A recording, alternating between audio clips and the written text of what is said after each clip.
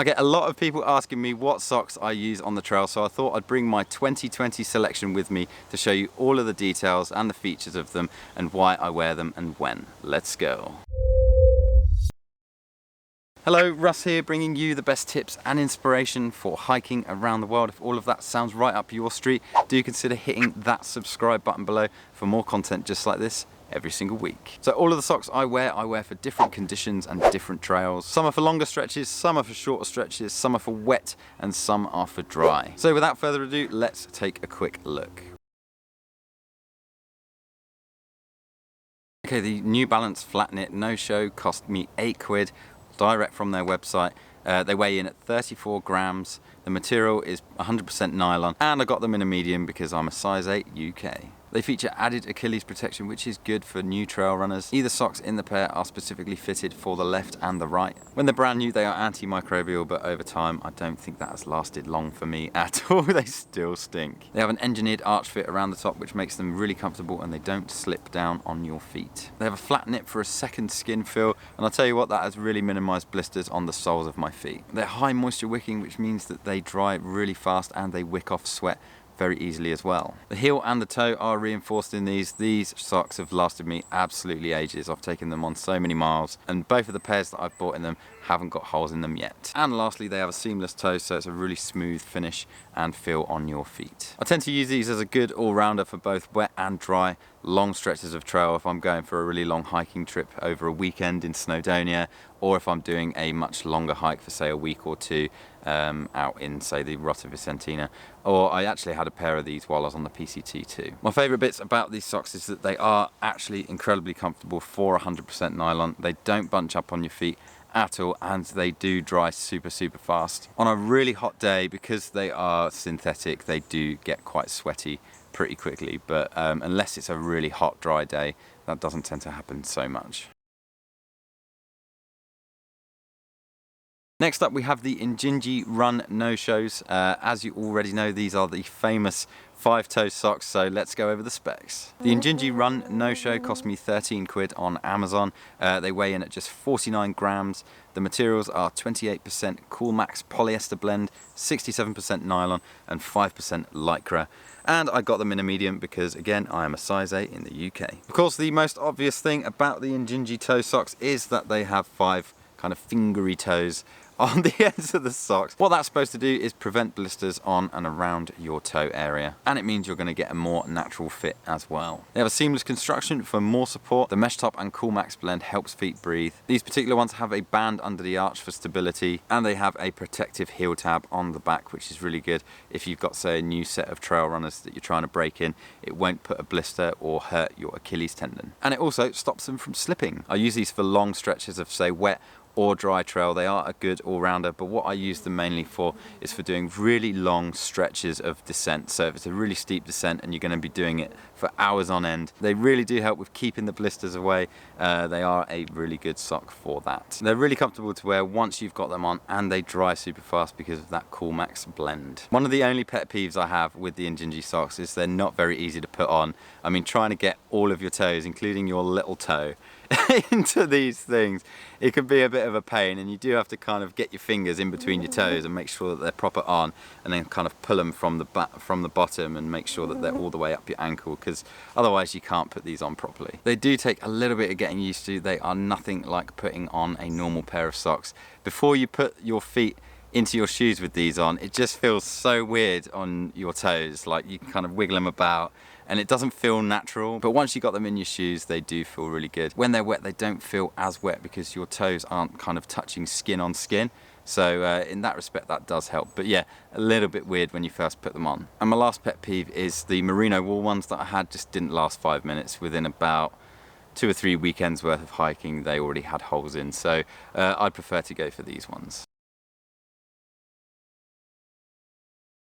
The next socks that I have to show to you today are my Darn Tough No-Show Light Cushions. These cost me $16 in the REI in San Diego. They weigh just 44 grams. They're made of 54% merino wool, 43% nylon, and 3% lycra spandex. Again, I got these in a medium because I'm a size 8 in the UK. They feature light and strong cushioning along the base for versatile support. They're fitted really well, which eliminates bunching, blisters and slipping. They have a really fine gauge knit, which makes these things incredibly durable. They wouldn't be called down toughs for no reason. The fabric blend really pulls the moisture away from your skin, so they're really high wicking. Merino wool is breathable and naturally antimicrobial, however these probably still stink pretty bad. And these socks are completely seamless, so when you've got them on, there's no lumps or bumps inside the socks. Above all, my favourite feature of the Darn Toughs is they have a lifetime guarantee, no questions asked. These are a really good all-rounder. I'll use them for long or short, wet or dry stretches of trail, it really doesn't matter. These things are incredibly durable. I hiked over 200 miles on the Pacific Crest Trail with these. I did switch out to some different socks occasionally depending on the conditions, but the Darn Tough socks are the go-to for these really long trails. They're really comfortable and breathable. I've had no blisters in these, and again, I really love that lifetime guarantee. The only issue that I've had with the Darn Toughs, I think it's the merino wool, is that they pick up things like hair and dust really easily. Like I've got bits of hair, like dog hair and stuff like that, just stuck in them. Like if you're wearing these around the house, expect them to get really dirty really quickly.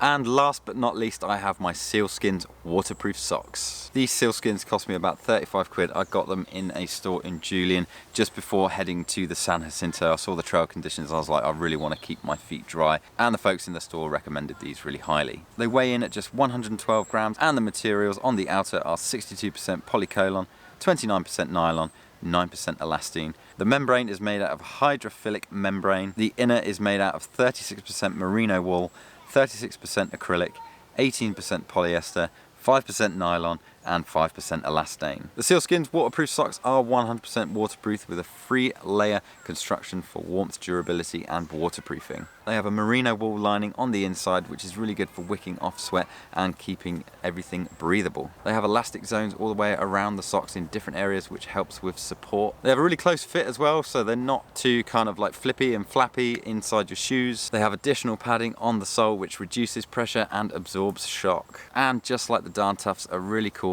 feature is that they have a lifetime guarantee. I tend to only use these on really long wet stretches of trail and if I know that there's going to be snow and ice. I'll tell you what, these are perfect for using with trail runners. If you aren't a boots fan, you don't like wearing boots, but you want to protect your feet from the cold and the wet, the Sealskinz waterproof socks. I've had these on a few hikes now and they're still going strong. I always wear them with my trail runners and they basically turn your trail runners into a pair of waterproof shoes. They are really that good. They're really durable, however, you've got to make sure that you don't put these on a hot tumble dry. I think it's best after you've washed them to put them on a drip dry. They advise actually around the cuff of the socks that you tumble dry cool or you hang them out to dry. That said, they're really durable and they're much more comfortable than I expected they'd be. One of the things I did find with these is, especially after like the first wash, is they are quite stiff. When you first put them on, they're like, ooh, that feels a little bit weird, but once you've got them in your shoes and you're walking around, you don't even notice it. Another thing is that when you're walking in really wet and cold weather, as soon as your feet get wet for the first time, it actually feels like these are soaking through with water, but it's not. I think it's actually just the water that's so cold and it's hitting the socks. It's just cooling down your socks, so it feels like they're getting wet, but actually they're really not.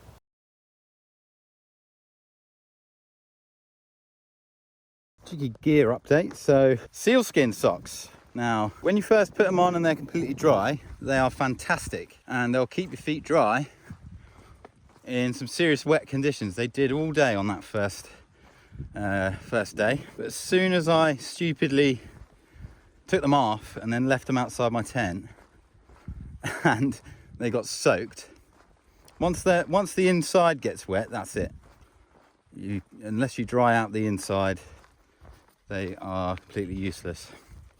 Now when they are on, they're comfortable, but I did find a little bit of bunching happening towards the ball of my foot, between the ball of my foot and my toes, and together with all the bog and being constantly wet, my feet on my left foot, my little toe and the 2 adjacent toes did get some blisters, but they weren't too bad.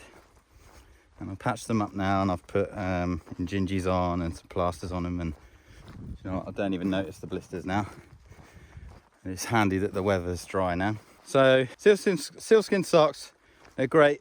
Just make sure you're keeping the inside of them dry and watch out for blisters especially if you're walking while they're wet on the inside, because keeping them dry is really important on the inside. Okay, so that is a really solid overview of all of the socks that I'm going to be wearing this year in 2020 and beyond. What socks do you wear on the trail and why? Let the trail hunter community know in the comments section below. We would really love to hear from you. Thanks so much for watching this video. Thumbs if you liked it, subs if you loved it, and I'll see you in the next one.